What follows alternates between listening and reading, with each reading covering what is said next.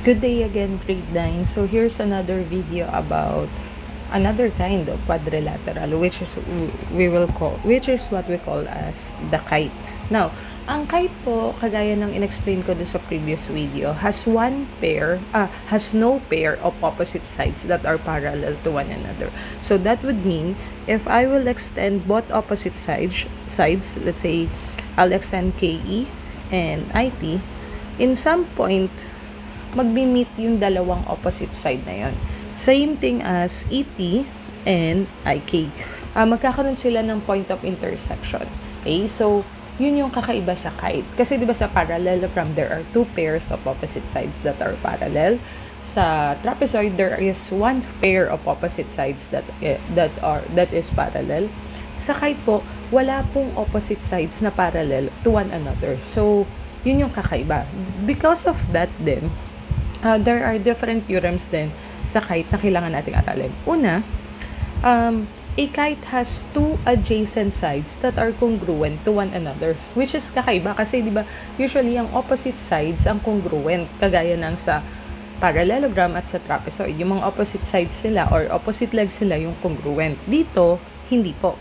If you would notice, here, KE is adjacent to KI, and they are congruent with one another.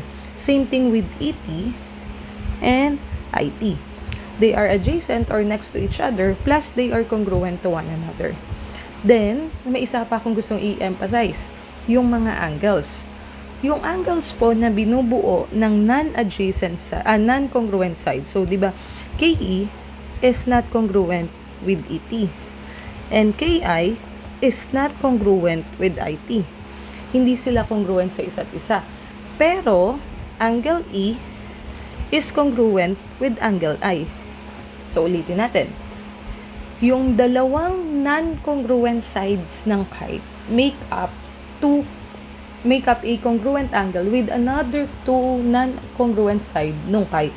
So, kung mapapansin mo, hindi ito at hindi ito yung congruent, ha?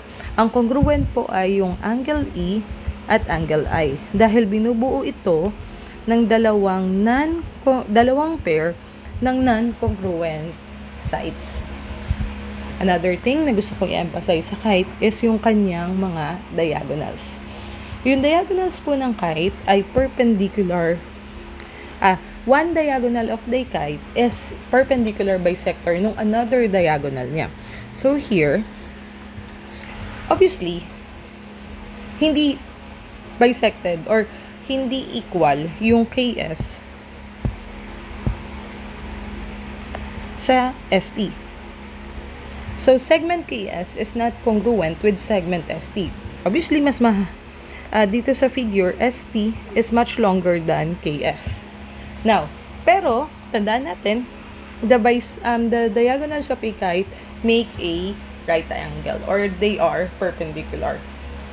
Ang kakaiba lang, isa lang dun sa diagonal, yung perpendicularly bisected. And that is, yung diagonal na nag-pass through or yung diagonal na na-make up ng dalawang congruent angles. So, di ba kanina sabi natin, angle E is congruent with angle I.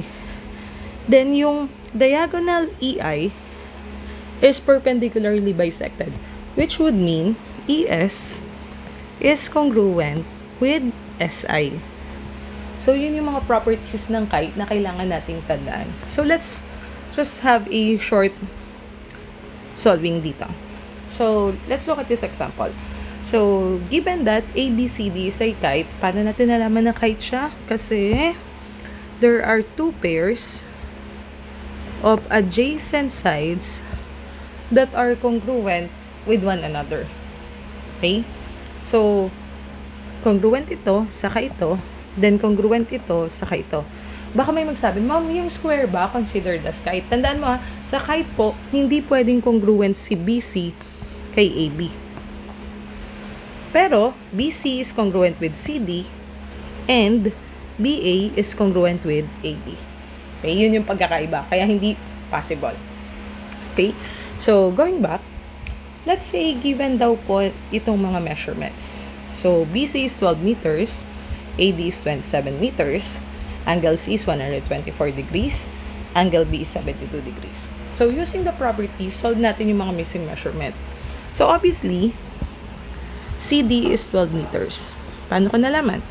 Dahil congruent si CB at si CD. And AB is 27 meters. Paano natin nalaman? Since AD is congruent with AB. So, ang kulang na lang natin yung mga angles. May isa pa tayong angle na kaya nating alamin dahil lang sa congruency. Alam natin na si angle D ay congruent kay angle B, which makes it 72 degrees also. Paano natin nalaman na 72 degrees din yung ating angle D? Tandaan natin na yung angle na binuo ng dalawang non-congruent side ay congruent sa isa't isa. So, angle B is congruent with angle D. So, how will I solve for angle A?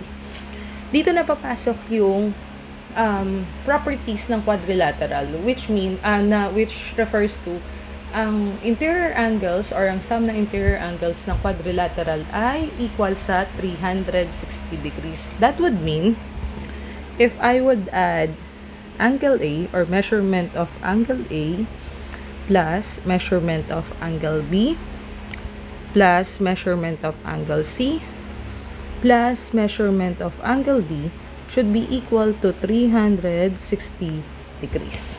Pag inad mo daw yung apat na yan, equal sa 360 degrees. Okay. So, pag inad mo yung apat na angles, equal sa 360 degrees. So, we're looking for the measurement of angle A, but given na yung angle B natin is 72. So, substitute lang natin yon. Plus, measurement tong angle C ay 124. Plus, measurement of angle D is also 72. So, add lang natin yan. Is now equal to 360. Combining like terms, we will have measurement of angle A equals, measurement of angle A equals, add lang po natin yung 72 plus 124 plus 72. So, 72 plus 72 is 144. And 124 plus 144 is 268. So, measurement of angle A plus 268 equals 360. Combine like terms lang po tayo. Then, another combine like terms kasi yung 268, ililipat natin sa kabila. And magiging negative siya since from positive.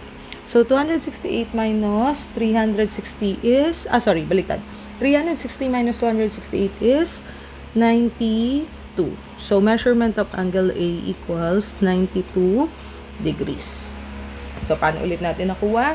Add mo lang po yung tatlong angle minus sa 360 degrees. Since the sum of the interior angles of a quadrilateral is equal to 360 degrees.